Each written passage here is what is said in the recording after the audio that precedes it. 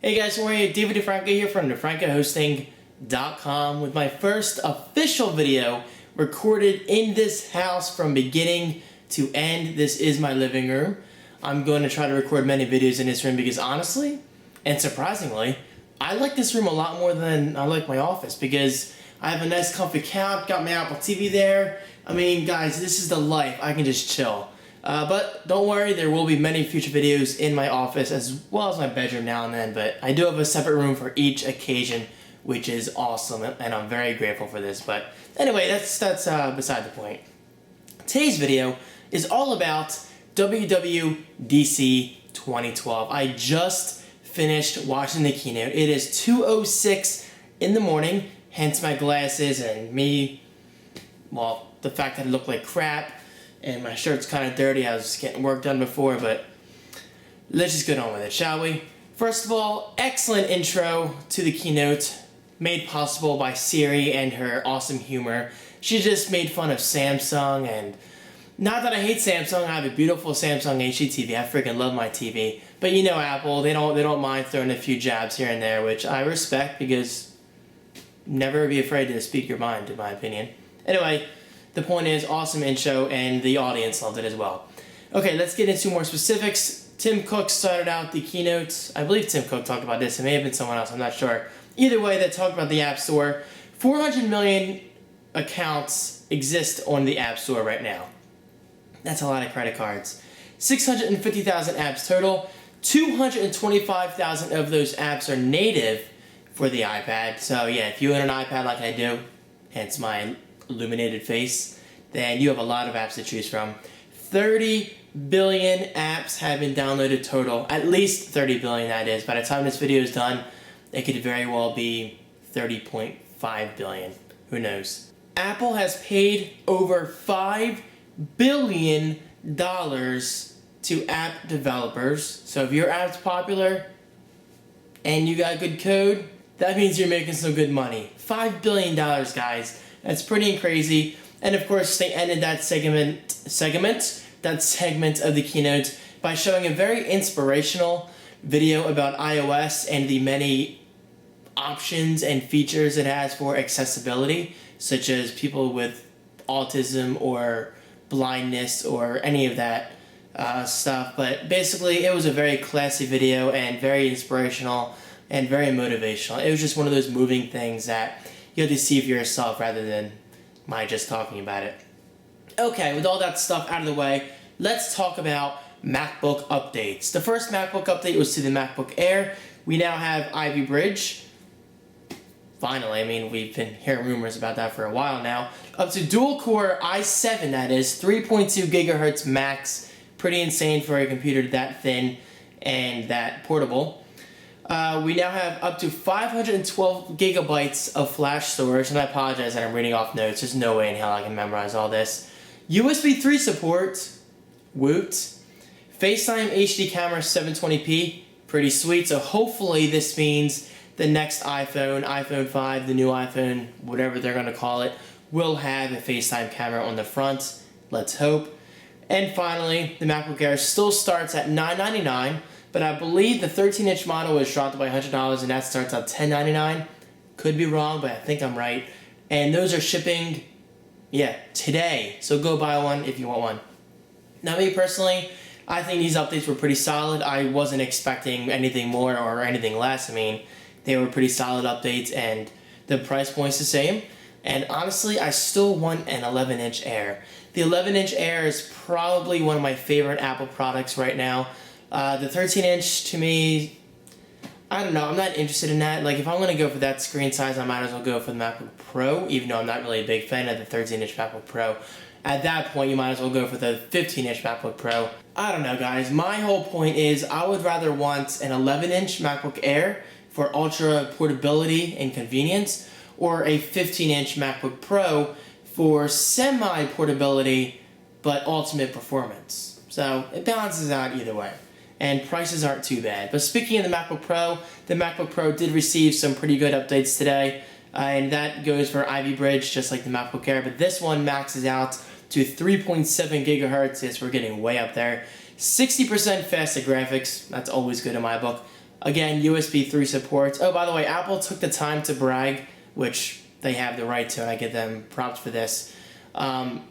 They said that Apple's doing it the right way, and I totally agree. USB 3, it's USB 3 and USB 2 in one port.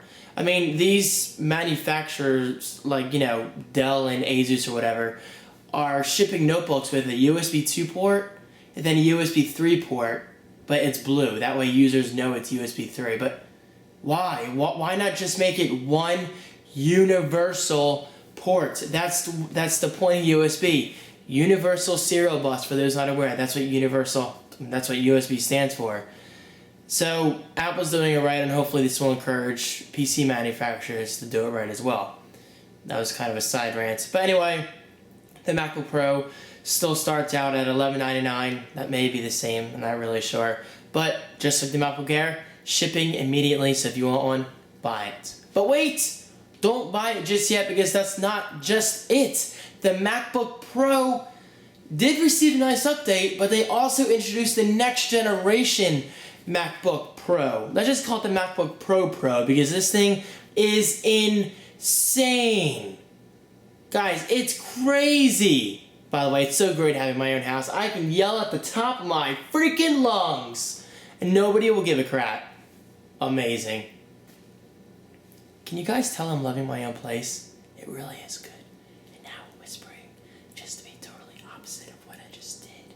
But anyway, continuing, Apple did indeed announce, what I want to say, the brand new MacBook Pro that has been rumored for a very long time. That means it's ultra thin, but with a Retina display of 2880 by 1800 resolution. That's insane. Not only that, but it's also at an insane DPI or PPI, whichever you prefer to say, it's really the same thing. 220 pixels per inch. So basically this does classify as a Retina display. Apple claims if you view it from a regular working distance, then your eye cannot recognize the pixels, and hence the name Retina display. Awesome. And if you're doing the math, this equals to exactly, I guess this is right, 5,184 pixels. Yeah. David, damn it, it's late, I'm sorry. 5,184,000 pixels total. Maybe I did say it right the first time. I'm really not sure. I just gotta get some sleep. It's been a long day. Anyway, moving on. Ultra thin form factor at 0.71 inches thin.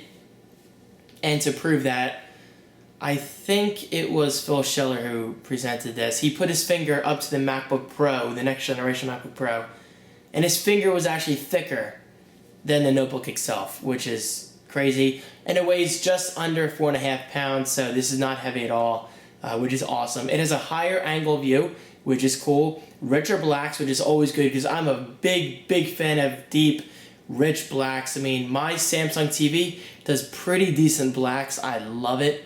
And if you don't know what I'm talking about, just watch a dark movie, and if you can see rich blacks without really seeing your backlight, then that means your TV's doing a great job. And the new MacBook Pro has a reduced reflection by up to 75%. Now this to me is a huge deal, because I'm not a fan of glossy displays unless I have to use it. I mean, on the MacBook Pro, this is a MacBook Pro. On the iPad, it's one thing. I don't really care. But on a computer where I'm doing professional work such as video editing or color correction or just Photoshop work or just even web design, I want accurate color. I don't want things to be more saturated than they should be. Sure, it looks great. It looks freaking beautiful, I'm sure. But I need accurate color. But the fact is, 75% reduced reflection. Well, that was redundant. Moving on, to support these new high-res displays, Apple updated their app's aperture, is one of them. But the other one, and much more exciting, is Final Cut Pro 10. It received an awesome update to take full advantage of this true Retina display on the next generation MacBook Pro. Get this, guys. It has so many pixels on this display that the user of Final Cut Pro 10 can now see an entire 1080p clip, probably about this big within the frame. Then they have all this extra space right here to do their work in the timeline and their video bins and stuff. That's actually really good use of the frame. So yeah, this is basically a 1080p video right here, and all this space can be used for work. Do you realize how insane that is? I mean, take a second to think about what this means for professionals or people in general who just enjoy photo editing or video editing. You have the ultimate screen real estate. It's pretty crazy, guys. And moving on, we do also have updated third-party apps such as Photoshop. Huge win, because I do have Photoshop CS6 and I'm loving it. AutoCAD received an update, and huge for gamers, Diablo 3 received Retina display support. That's pretty crazy, guys, considering PC gamers always saying, oh, you can't game on a Mac. Well, I think it's pretty ironic now that Mac users will get a much better resolution than your average PC gamer will.